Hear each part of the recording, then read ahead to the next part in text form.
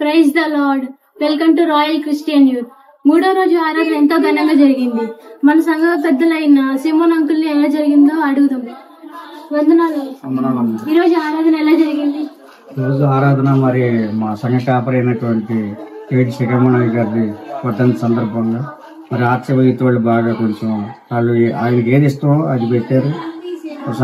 సంఘ కాపరిగా ఆయనకి ఇవ్వాల్సిన ఆతిథ్యం బాగా ఇచ్చారు. మరి చక్కగా క్రమంగా ప్రార్థన కూడా జరిగించారు. అందుని బట్టి మీ అందరికి మా వందనాలు.